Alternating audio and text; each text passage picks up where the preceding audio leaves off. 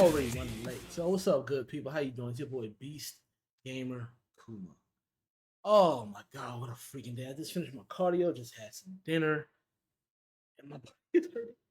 It's, it's so much. But I'm getting rid of the flab a little bit. Just a little bit. But other than that, yo, I figured I'd do some just chatting before I go into the nitty-gritty of everything. Uh, uh Monday, so there's a lot to talk about. So let's go into what's going to be talked about. I just got some information about Marvel Rivals that was posted 7 hours ago that made me go, why? Why would you do this? This makes no sense.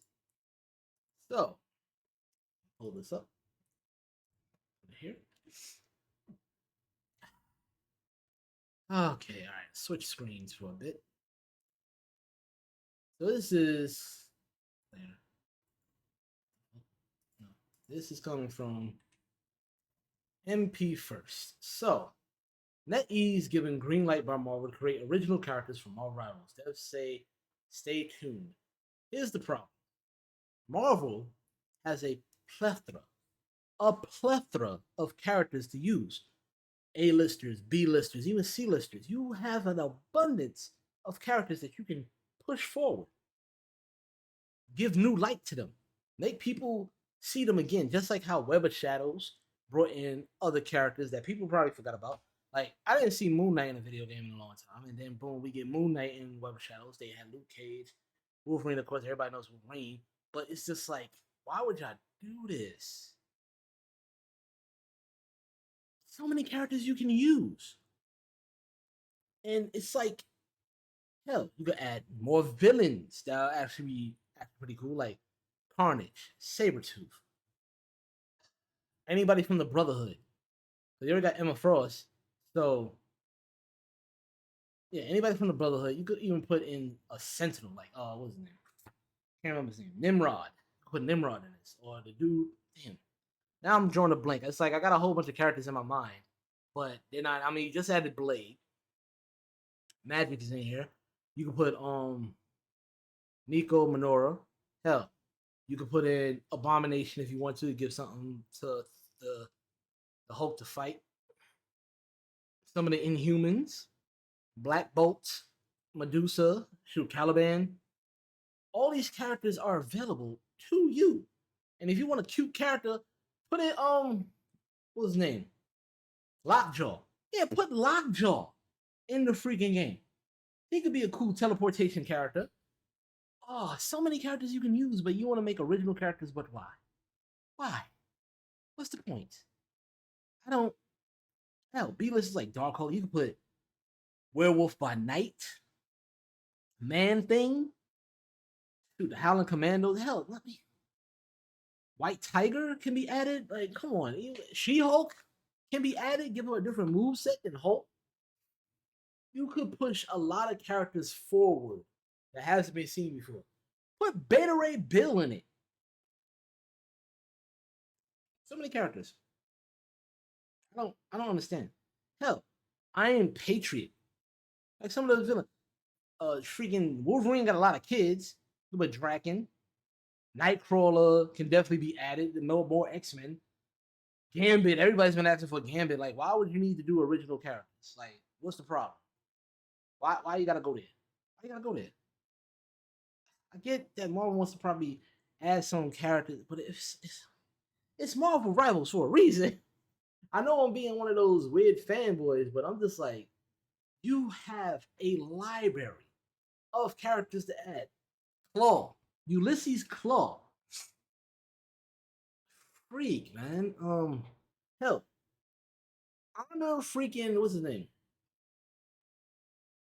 Isaiah Bradley. The other Captain America. Technically the first Captain America, because you know damn well they experimented on certain skin colors before Steve Rogers, but you know what I mean. So many characters that can be added, and Quicksilver. I could listen to Vision. For God's sake, you can add Vision. I can go on with this, but it's a weird choice. to do this. But I don't know. It is what it is. Trying to figure that out. But I'm gonna move on. So this is coming from, I saw a post by Maximilian Dude in his Yo Video Games, and he was talking about, should you get a PS5 Pro right now? The answer is no. A simple no, and I'm going to tell you why. Simple fact is that, listen, they've been talking about next gen consoles for a minute right now, so that means that we're about to move on to the next phase. What's the point of getting a PS5 Pro now for two games, Ghost of Yotei and Grand Theft Auto 6, when you know Rockstar is going to be on that BS when the PS6 comes out?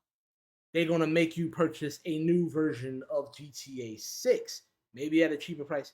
Who knows? They're not going to do the legacy thing like Xbox does. But I'm not going through that again. They did it with GTA 5 through 3 different generations, PS3, PS4, and PS5. I'm not doing that again. I'm just going to wait for the announcement of the PS6, which will probably be next year. Because I think they're going to shoot for 2027. It would have been smart if they announced the PS6 this year, because it would have been a good marketing for 2026 to be the PS6.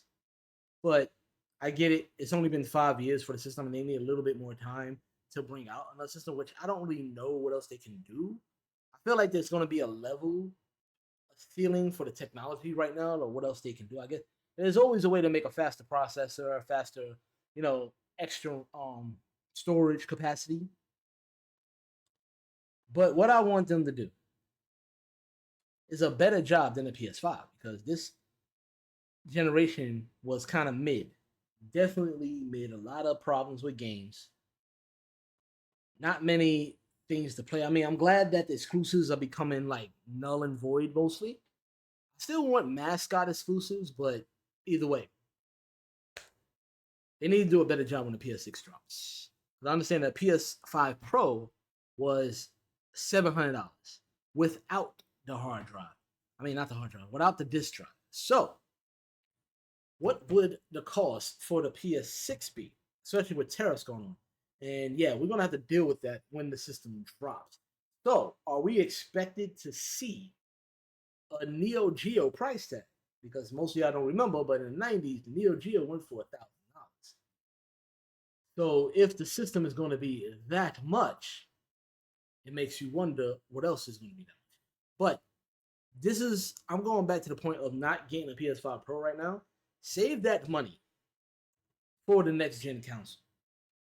That's my thought process, because we're getting so close to these next gen consoles. It makes no sense for you to buy this Pro system, which honestly, I hate that Pros come out anyway, because it's just a weird filler before the next gen console comes out. We didn't have Pro systems. Usually back in the day, we had systems that were smaller, shrunken down. When the Sega Genesis came out, then we had the Sega Genesis Mini. I don't remember. Yeah, I think the Super Nintendo had a mini. Well, the Nintendo did have a mini version of it. I don't know if the Super Nintendo had a mini, but PlayStation had a mini. PS2 had a mini. There was no Pros. Sega Saturn did not, because it kind of needed the 64. But, everything was mini. All up until PS4, where they also did a mini version of the PS4, but they also came out with a Pro version, which just made me go, Now, I did buy a Pro, but I wasn't thinking about it. And then, I want to say a year or so later, they announced the PS5.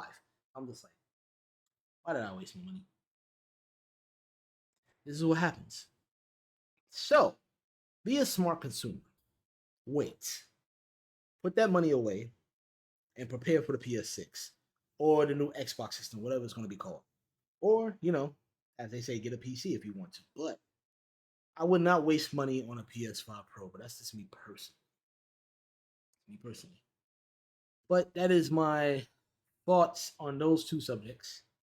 Let me hear your thoughts in the description below. If you're seeing this on YouTube, welcome. Hit that subscribe button, hit that notification bell. Other than that, love, peace, and chicken grease. Peace out. So remember, no